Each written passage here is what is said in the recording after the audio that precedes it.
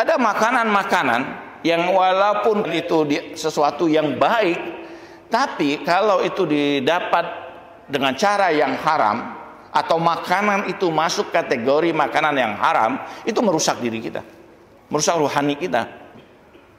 Bahkan sedikit saja makanan haram itu masuk misalnya, maka itu akan merusak kita.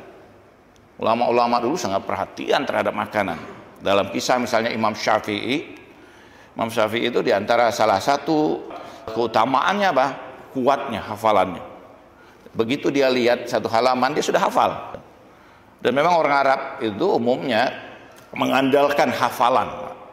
Orang-orang Arab itu diantara salah satu keagungan orang Arab, kemuliaan orang Arab itu hafalannya kuat. Imam Syafi'i itu melihat satu halaman, dia sudah hafal. Jadi baru dibaca, sudah hafal dan melekat. Bahkan ada penghafal Al-Quran itu, dia bukan sekedar menghafal ayat-ayat itu, mengulang ayat-ayat itu, tapi dia menghafal lembaran-lembaran Al-Quran.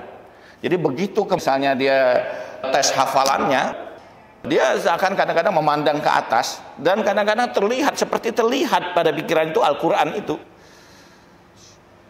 Ada anak-anak yang dia dibolak-balik Al-Quran itu, dia hafal. Kenapa? Bukan hanya menghafal pada ayat-ayatnya, tapi dia menghafal seluruh bagian Al-Quran.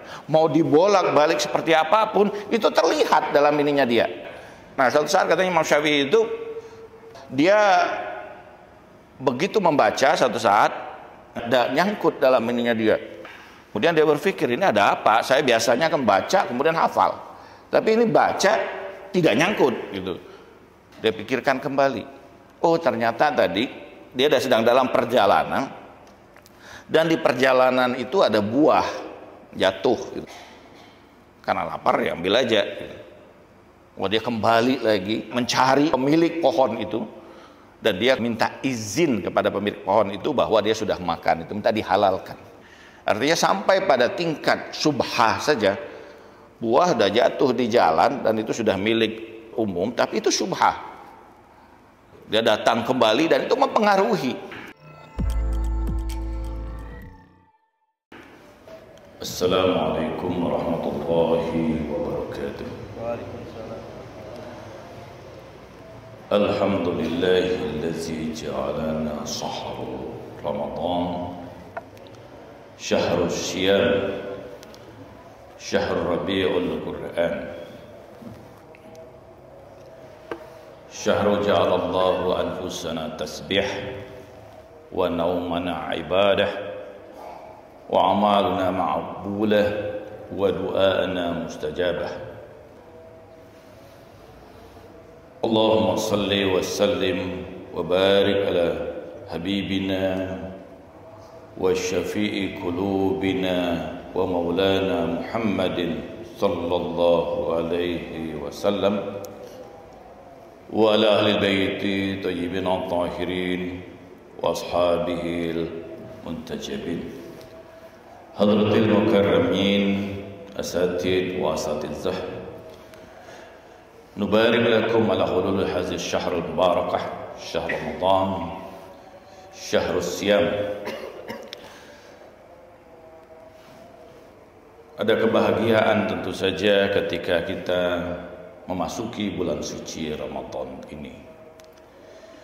Allah Subhanahu wa taala merubah keadaan hati kita ketika kita masuk, dan Allah masukkan kita ke dalam bulan suci Ramadan ini. Bulan ruhaniyah, bulan yang Allah jadikan nafas-nafas kita sebagai tasbih, tidur-tidur kita sebagai ibadah, amal-amal kita dilipat gandakan, dan doa-doa kita diijabah. Bulan di mana Allah Subhanahu wa taala menyepuh ruhani kita dan menyadarkan kita ada hal yang sangat mendasar dalam kehidupan ini yang seringkali selama ini tidak kita perhatikan secara khusus. Dalam kehidupan kita seringkali memperhatikan hanya pada bagian kehidupan material kita, kehidupan jasmaniah kita, kehidupan tabiiyah kita, makan, minum, keperluan-keperluan sehari-hari, bekerja, mengumpulkan harta, memenuhi keinginan-keinginan dalam kehidupan kita ini, seakan kita merasa bahwa kehidupan ini adalah perjalanan yang panjang kita, wa yahsabu annahu ma lahu akhlada.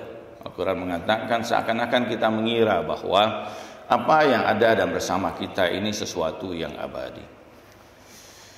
Allah Subhanahu wa taala melalui bulan suci Ramadan ini menyadarkan kita bahwa hakikat kehidupan ini bukan hanya sesuatu yang bersifat material.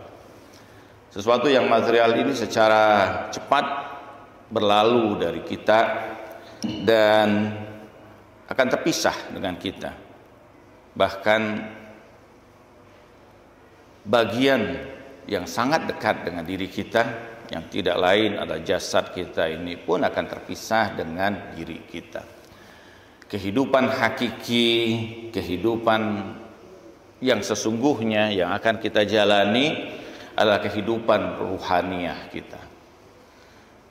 Kehidupan yang akan terus berlangsung, bahwa Allah Subhanahu wa taala menghidupkan kita bukan hanya untuk kehidupan dunia ini, tetapi perjalanan panjang yang tiada batasnya. Khalidina fiha abadan.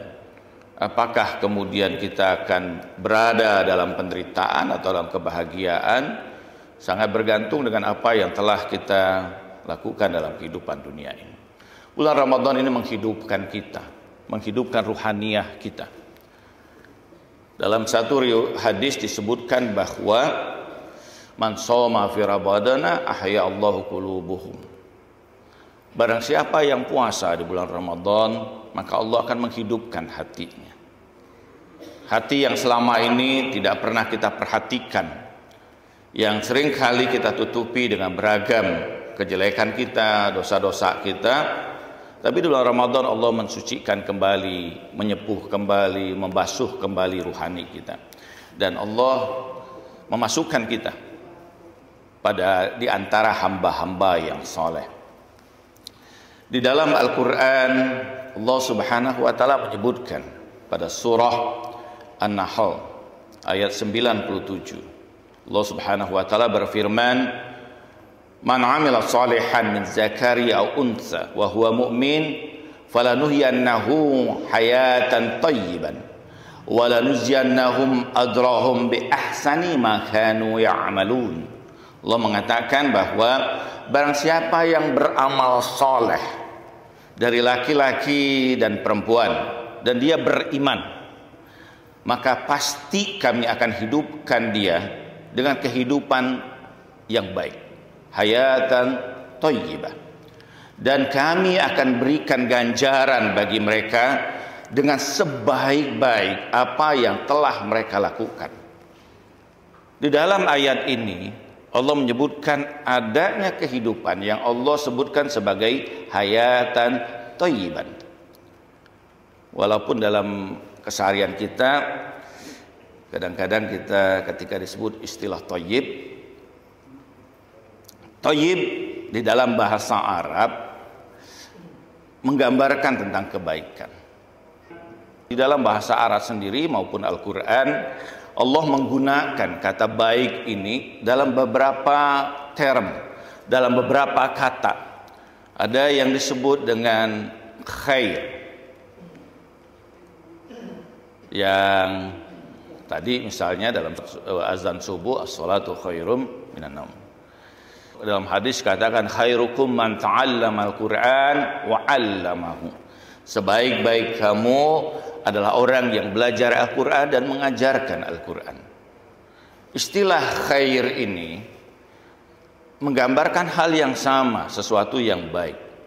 Ada lagi istilah hasan. Fal jazaa'ul ihsan ilal ihsan. Tidak ada ganjaran bagi kebaikan itu kecuali kebaikan juga. Kata husnul khuluq misalnya kebaikan dalam konteks perilaku atau akhlak. Kata hasan atau ahsan, kita menyebut misalnya seseorang yang bagus bacaan Qur'annya, orang Arab kadang menyebut ahsan, baik, sangat baik. Ada lagi istilah yang lain tentang kebaikan itu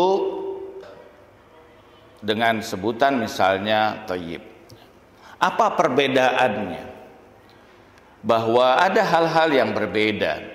Kata hasan atau husun atau husnun misalnya menyebutkan bahwa sesuatu itu adalah hal yang memang secara dasarnya adalah kebaikan.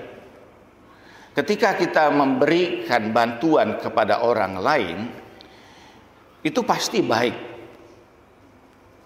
Perbuatan itu adalah perbuatan yang baik, terlepas dari niatnya, apakah dia orang beragama atau tidak. Tapi ketika seseorang itu membantu orang lain, maka itu adalah kebaikan.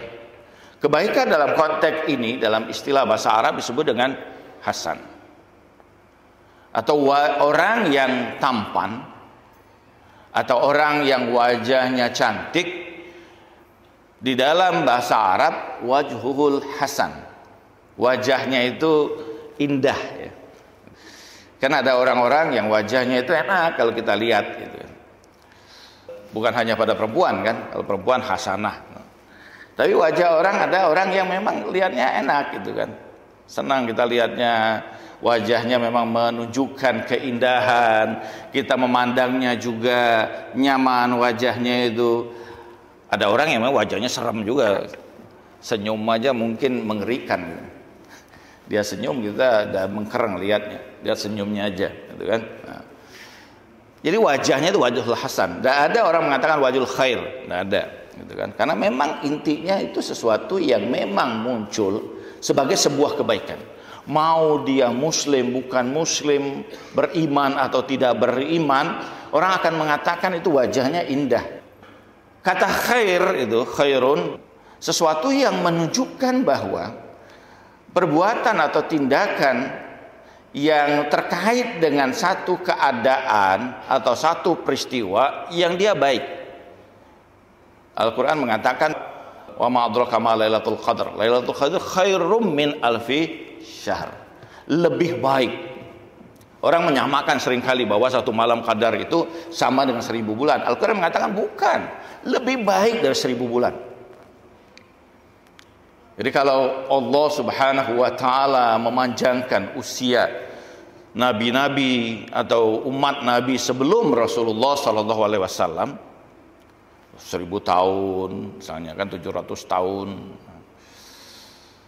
Allah memuliakan umat Nabi Muhammad sallallahu alaihi wasallam ini dengan apa? Malam Qadar ini yang secara kualitas mungkin mereka panjang usianya secara kuantitas, tapi umat Rasulullah panjang usianya dalam konteks apa? Kualitasnya.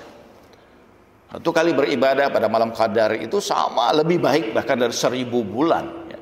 Artinya kalau 1000 bulan saja dihitung selama 83 tahun dan kita beribadah dalam setiap malam Qadar itu, setiap bulan Ramadan kita lewati, kita beribadah di dalamnya. Kalau saja usia kita katakan sampai 60 atau 70 tahun, 70 kali, katakan dikurangi kemudian masa sebelum kita balik, paling tidak 60 tahun, 60 kali kita melewati bulan Ramadan dikali 85 tahun, berapa usia kita yang sesungguhnya secara kualitas. Ini sesuatu yang menyebutkan khair, khairun gitu. Jadi, tetapi apa perbedaannya dengan thayyib ini? Dalam konteks famamahim minal thayyib, al-aslu wahid fil madah wa yakunu matluban ma laisa fihi qadara zahiran wala batinan wa yuqabiluhul khabas. Yang dimaksud dengan thayyib itu adalah segala sesuatu yang diharapkan oleh manusia ini dan terjadi dalam kehidupannya. Jadi peristiwa atau keadaan yang kita harapkan dalam kehidupan kita itu terjadi dan kemudian terjadi, dalam bahasa Arab itu disebut sesuatu yang thayyib. Kita mengharapkan kemudian menjadi sarjana. Alhamdulillah kita kemudian sampai pada tingkat itu. Itu thayyib dalam kehidupan kita. Setelah itu kita mengharapkan mendapatkan pekerjaan. Alhamdulillah kita mendapatkan pekerjaan yang baik. Itu sesuatu yang thayyib. Setelah itu kita ingin menikah, dapat pasangan yang baik. Itu sesuatu yang thayyib. Di dalam pernikahan kita menginginkan anak. Allah hadirkan melalui rahim istri kita. Allah hadirkan anak-anak yang merupakan sebenarnya tajalli, dalam istilah tasawuf disebut itu majlah, yaitu manifestasi dari diri kita sendiri. Jadi kenapa kalau kita pasti kita mencintai anak kita? Karena anak itu adalah apa?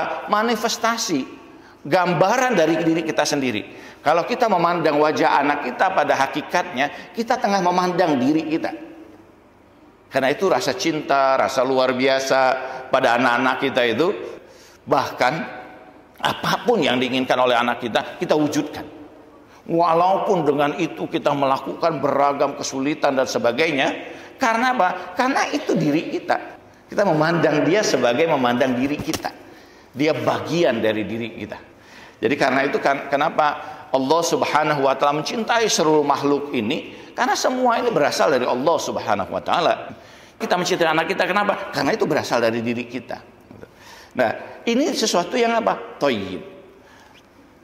Berbeda dengan lawan dari thayyib ini, dalam bahasa Arab disebut dengan khabith, ya. Sesuatu yang buruk, yang tidak diinginkan, sesuatu yang merusak, yang menghancurkan.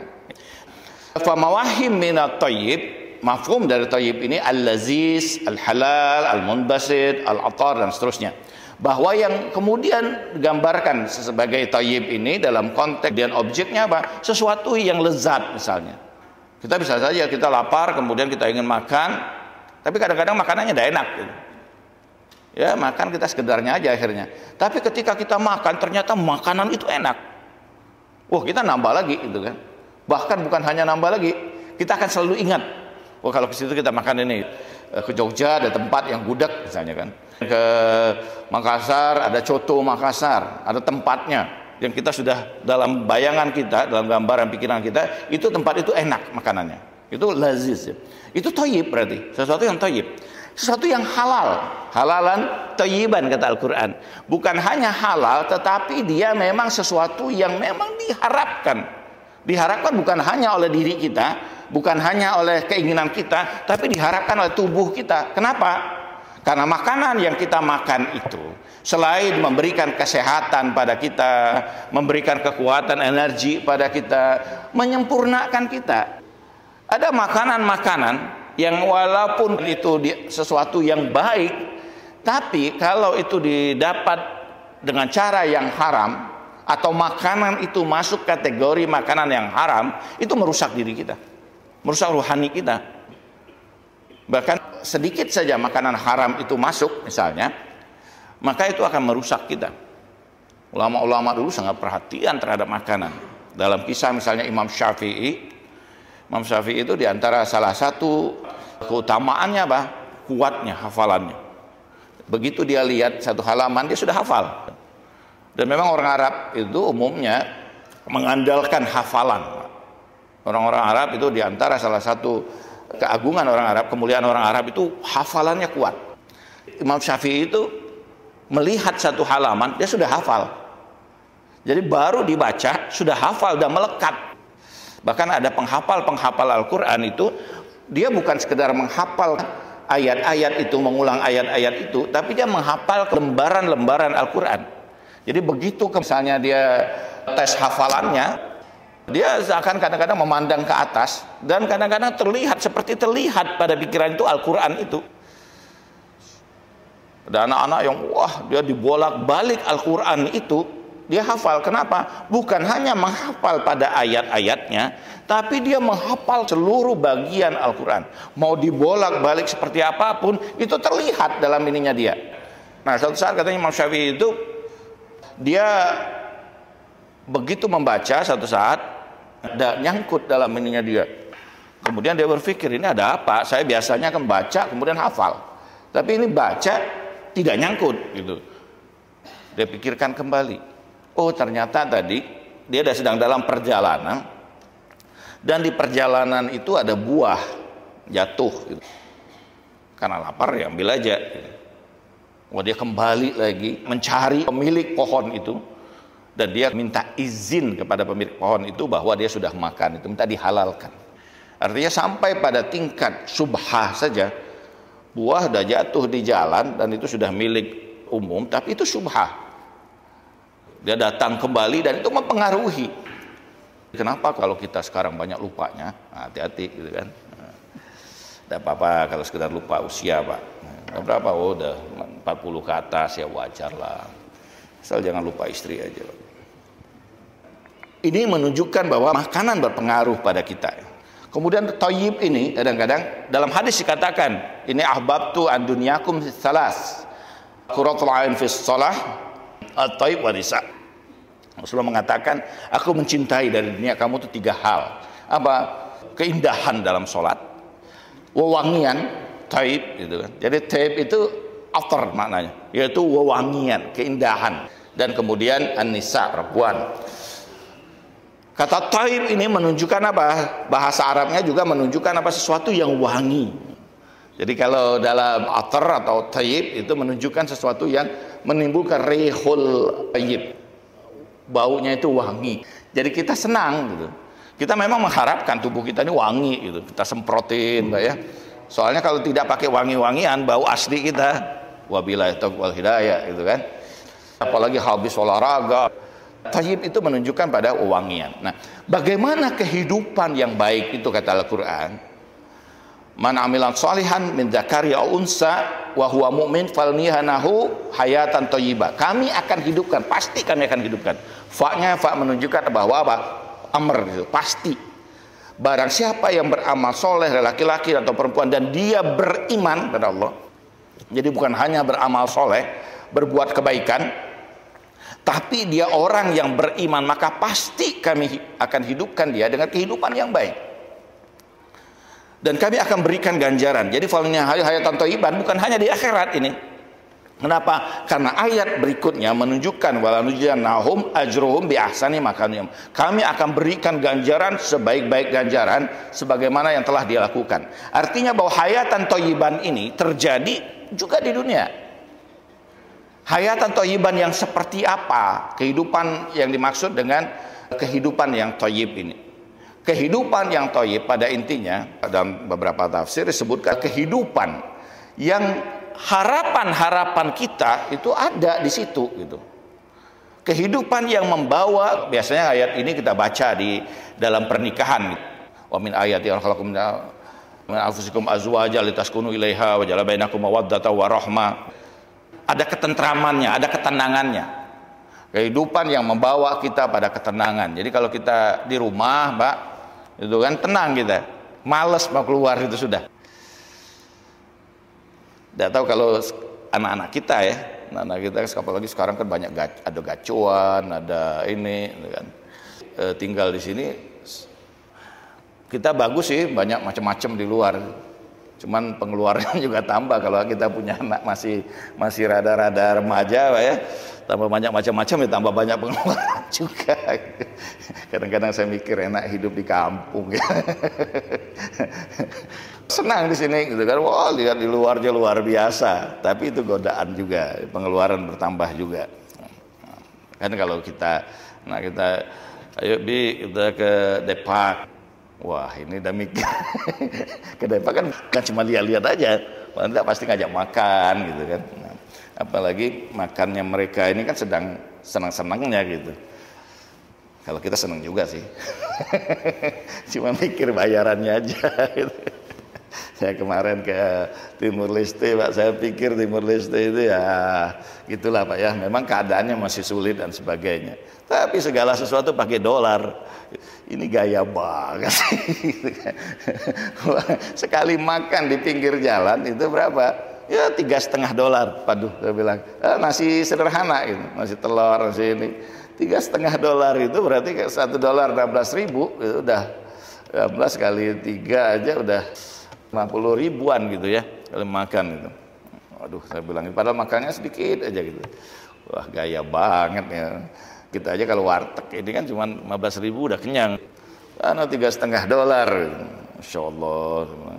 Ternyata yang jualan orang Ciputat juga. Jauh banget ke sini. Ya cari hidup lah Pak. Dolar di sini. Ya mikirnya begitu gitu. Waduh ini. Jadi karena itu Allah pastikan kehidupan itu baik. Itu memberikan ketentraman, ada kecintaan wud itu. Satu sama lain memberikan gitu. Memberikan kemudian rasa bahagia, ada ikatan gitu. Kadang-kadang mahasiswa saya gitu kan, lihat saya itu serem gitu kan. Ngeri biasanya ketemu awal dan sebagainya gitu. Tapi kalau di rumah kan kita berbeda lagi Pak ya. Rumah bercanda dengan anak, dengan istri, tawa-tawa di rumah gitu. Itu karena ada apa? Ada wud. Semua saling terikat satu dengan yang lain untuk menimbulkan kehangatan, kebahagiaan. Kita bercanda, kadang-kadang kita nyanyi-nyanyi. Walaupun kalau saya nyanyi itu anak saya langsung protes gitu. Nah, kalau Bang Harun kan memang penyanyi. Nah, ini berbeda gitu. Di luar mungkin kita menunjukkan sikap karismanya, wibawanya dan sebagainya. Tapi ketika di rumah dengan anak-anak dan sebagainya, bagaimana anak-anak, dan itu terjadi pada Nabi juga gitu.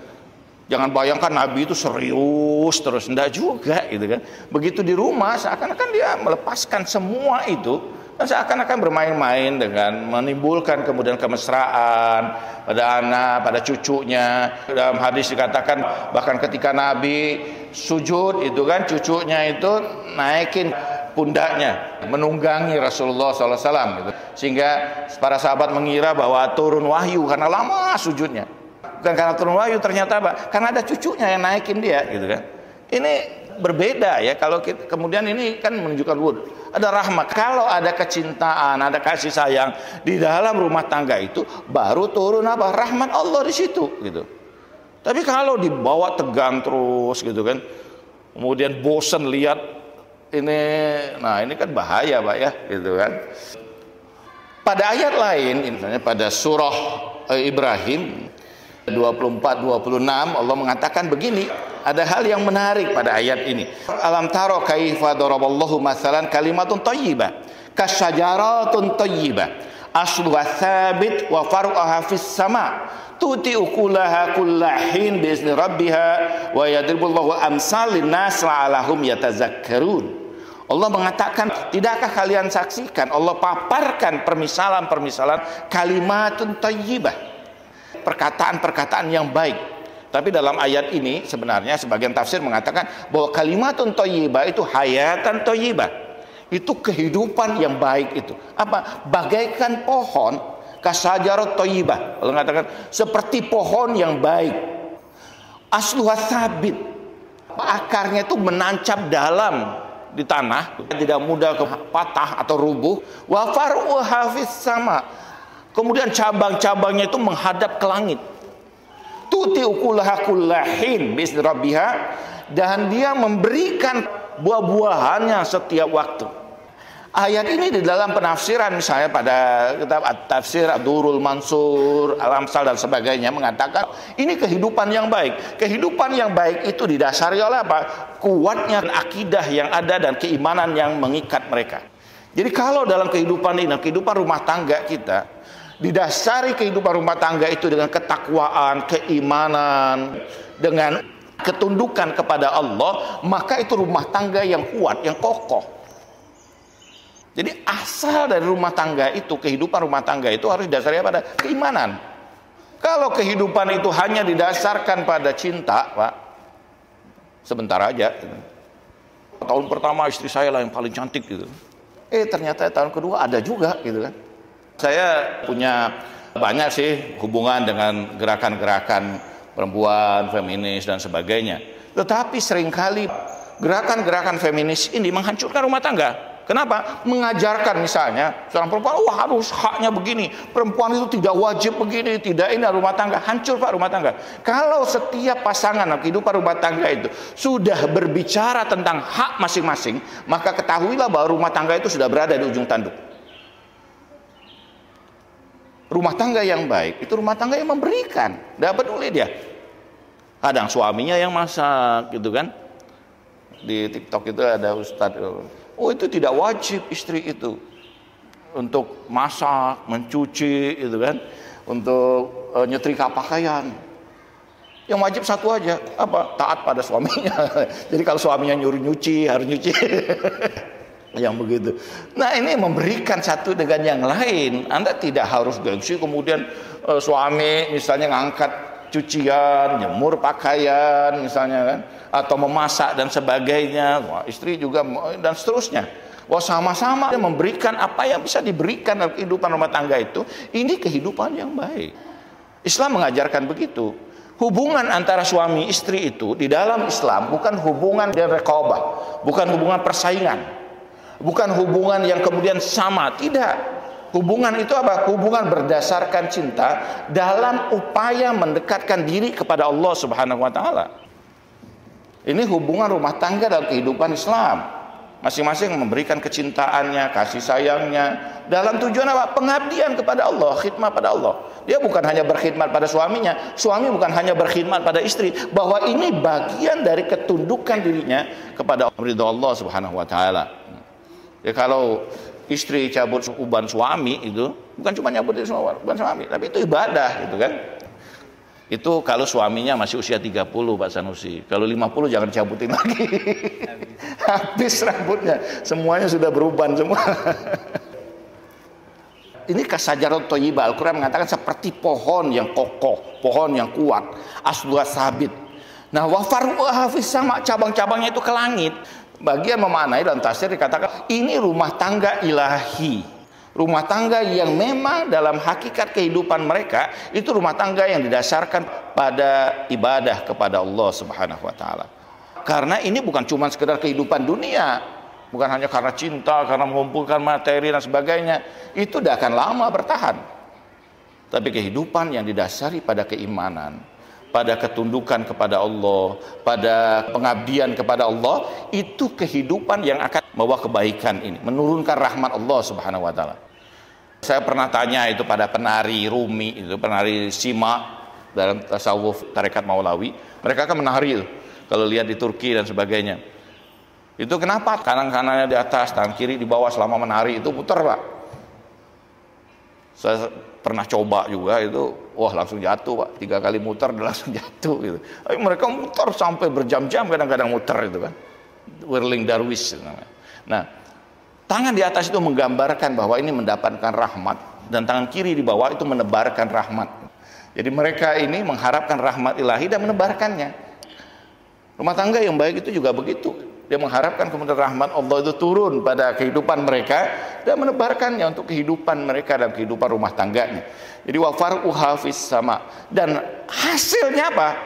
Allah mengatakan tuti ukulaha kullahin biizni rabbiha. Ini memberikan buah, kehidupan rumah tangga ini memberikan buah yang luar biasa. Jadi kalau kemudian anak-anaknya menjadi soleh, menjadi baik, ini buah, Pak.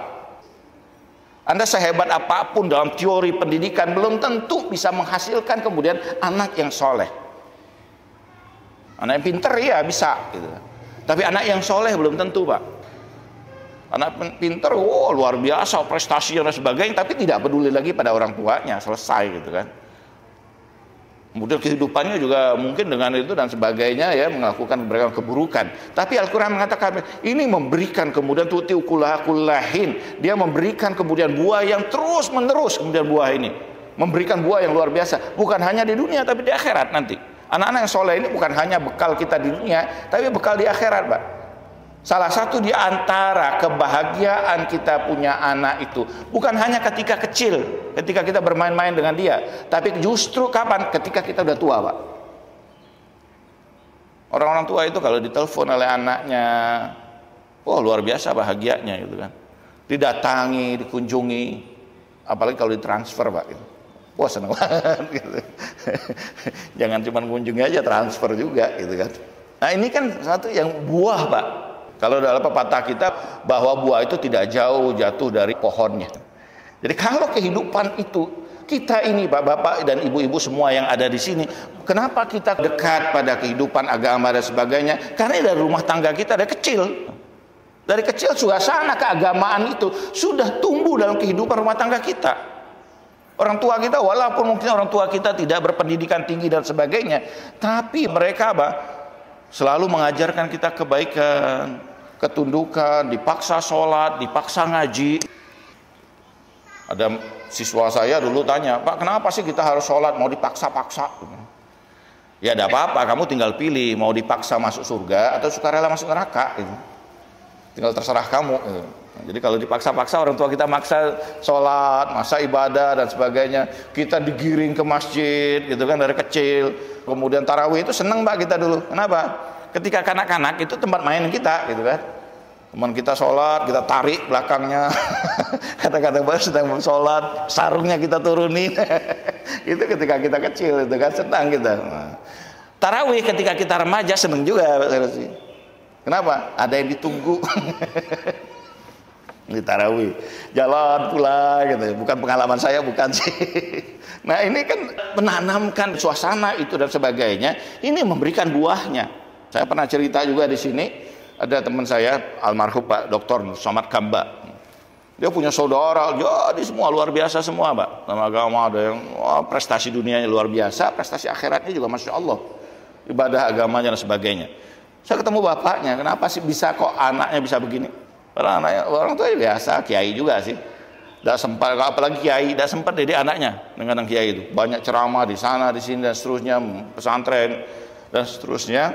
Kenapa? Bahwa satu aja dia bilang bahwa saya setiap malam bacain anak-anak saya itu 100 kali Al-Fatihah setiap anak. Bayangin Pak. Ini yang kemudian memberikan buah Pak ya, luar biasa. Nah buah ini bukan cuma di dunia, di akhirat itu. Kalau di dalam Al-Quran ada keluarga yang lari satu dengan yang lain, yauma yafirru min akhih, saudara dari saudaranya lari, anak dari ibunya lari.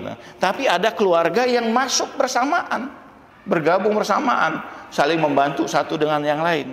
Ini yang kemudian disebut dalam Al-Quran sebagai hayatan thayyibah, hayatun thayyibah. Nah kita berharap tentu saja menimbulkan buah yang terus luar biasa, dan anak-anak kita juga ketika kita sudah didik begitu tertanam dalam diri mereka, mereka pun ketika punya rumah tangga begitu juga Pak, insya Allah ya, itu akan menguatkan orang. Kadang-kadang orang itu mungkin dalam kehidupan mudanya karena dorongan untuk mencari kehidupan dan sebagainya, tapi kembali lagi ada remnya. Kenapa? Remnya itu sudah dibuat ketika dia masih kanak-kanak di rumah tangga itu, kehidupan rumah tangga berkesan. Jadi pendidikan utama jangan kita serahkan pada sekolah Pak. Sekolah itu hanya 20% aja, 80% pendidikan rumah tangga itu. Oh sekolahnya wajibkan dia sholat dan sebagainya. Ya di sekolah dia sholat, di rumah tidak sholat. Kenapa? Bapaknya tidak sholat. Bapaknya melarang anaknya merokok, tapi dia terus merokok Pak. Itu pendidikan gitu kan, anaknya udah lihat. Dan ini, nah berbeda. Kemudian Al-Quran mengatakan ada juga masalah kalimat itu khabisa kasajaratul khabisa ustadzat min fawqal ard malaha min qarar. Al-Quran mengatakan ada juga kehidupan yang jelek. Kehidupan jelek itu tidak mengakar dia. Jadi kena angin aja langsung goyang, langsung jatuh, langsung hancur, langsung tumbang dia. Malaha min qarar. Dia tidak akan kuat, tidak akan kokoh. Tapi kehidupan rumah tangga yang baik itu kehidupan yang memberikan kebaikan dalam kehidupan itu, memberikan ketenangan, ketentraman, mengikat satu dengan yang lain, dan didasarkan kemudian kehidupan ini menjadi kokoh. Kenapa? Ada keimanan di situ. Selalu kehidupan itu walaupun kesulitan itu setiap orang pasti mengalami ujian, Pak.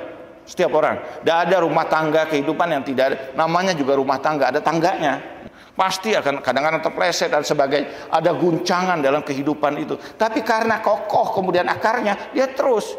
Rumah tangga yang berhasil itu dalam kehidupan ini, kalau kita lihat sampai ujung, bukan berarti mereka tidak mengalami guncangan. Setiap rumah tangga pasti mengalami guncangan. Dengan ujian beragam pasti, macam-macam dan sebagainya. Rezekinya sempit, di PHK, tidak ada pekerjaan dan sebagainya. Itu ujian. Tapi karena kekuatan keimanan yang ditanamkan dalam rumah tangga itu, maka rumah tangga itu sampai pada ujung dari kehidupan ini. Bahkan di akhirat juga berkumpul. Wazum fi zilalil alal araiki muttaqiun. Nah, Ramadan ini Pak melatih itu sebenarnya, membangun ruhani itu. Jadi kalau kita ingin membuat rumah tangga kita hayatan thayyiban itu, maka Ramadan ini adalah kesempatan kita membangun itu dalam kehidupan rumah tangga kita. Kembali kita bersama-sama buka puasa bersama. Ada orang mengkritik misal, oh pas buka puasa kemudian makanannya beragam. Itu untuk menarik Pak. Gitu. Kita yang udah tua iya, tidak terlalu perlu lagi makan sedikit aja kayaknya kenyang. Minum air pun kenyang kadang. Ini puasa kok beratnya bertambah, iya akhirnya jadi daging. Usia-usia kita Pak begitu itu kan. Tapi pada anak-anak kita itu kan, wah senang dia Pak.